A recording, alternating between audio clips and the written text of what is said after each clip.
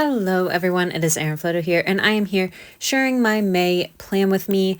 As with all my other plan with me's this year, I am using washi tape for my entire setup, and every single month is a different color.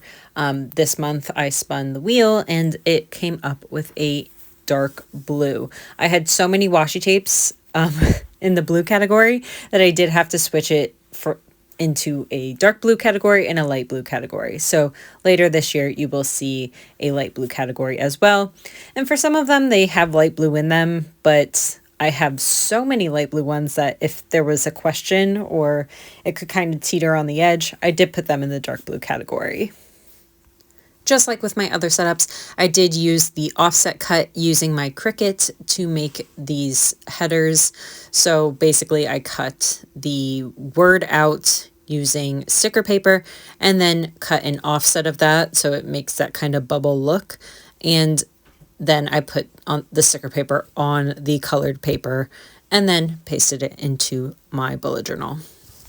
Before we keep going with May, let's take a look at how April is going. That way you can kind of see how I am using my bullet journal this year because I'm not doing any sort of resets or check-ins. So this is kind of my way of just showing you how it's working for me. And so far, all of these setups have worked pretty well for me this year.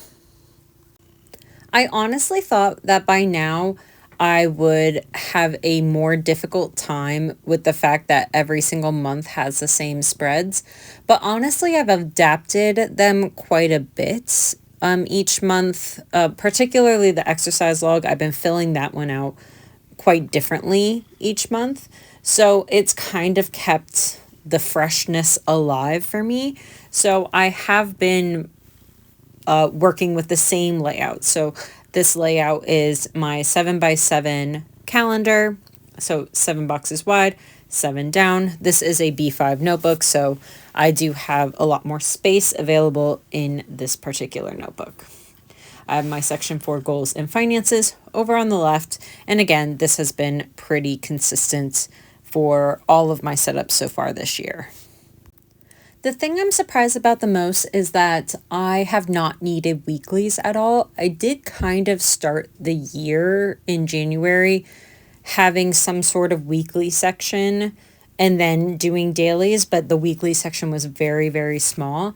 But honestly, I have avoided that entirely. Now I just go to my calendar. And before I had really struggled to use my monthly spreads. And I think that's because I had weekly setups. And so it felt like a lot of information getting repeated constantly. And I really, really like having my calendar.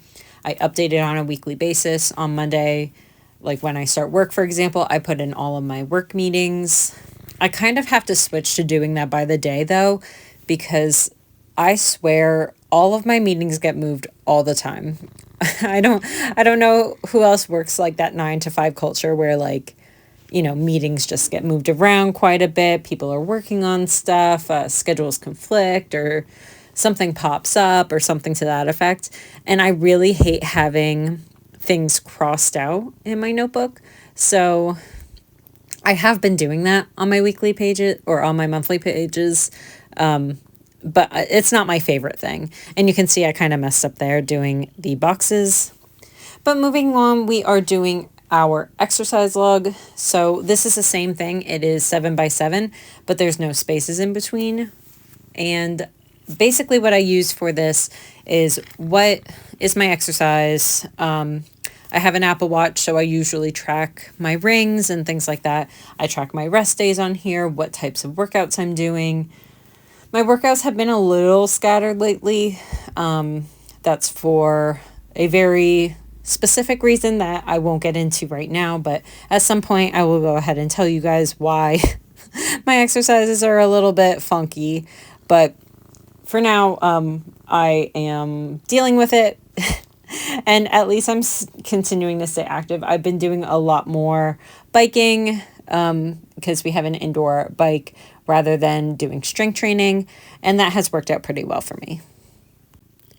I'm not sure if anyone here listening to this has restless leg syndrome, but I swear to God, biking for 20-30 minutes at night before I go to bed, even just like a low intensity state, has done wonders for me being able to sleep through the night. I was really, really struggling to sleep through the night because halfway through the night, my legs would get really restless. I would have to get up. I would have to crack my hips. I would have to stretch out my legs, get my legs working a little bit, which of course then wakes me up, and it's a lot harder to go back to sleep. So if you do have leg issues like myself, do try that, or do like yoga at night or something else that is kind of getting, or a walk around your neighborhood or something like that. Get those legs moving, and oh my God, that has made a world of difference for me going to bed. On this page, I have my master tasks and my monthly favorites. These are my normal pages. The monthly favorites, I usually include different stickers and memories from the month, whereas my master tasks are my normal master task page. And then my project is a bunch of tasks related to one particular thing. I don't like to put a lot of monthly tasks in my master task list. I like to put a lot of tasks on my dailies. So it has worked out pretty well doing my projects page, as long as I start filling it out within the first week. If I don't fill it out within the first week, I'm not there. I fill it out kind of at the end of the month, so I know what I worked on and what my current status is with a project. But I'm very bad at catching back up. And then last but not least, I have my habit tracker. I haven't been using all my habit trackers. I've been using most of them. But some of the things I'm like really kind of bored of tracking. So I haven't been tracking them as much. So I've been trying to track some other things. And then I have a reading page. I haven't been reading a whole lot, but I did start reading again. I started these like cozy mystery novels, and that has really ramped up my reading a bit, but I'm pretty much only reading at night, so it has been a little bit more difficult. But thank you all so much for staying to the end of this video. I hope you enjoyed the setup. I hope this whole series is inspiring you in some way, shape, or form. If you have made it to the end of the video, please leave a comment down below with some blue emojis.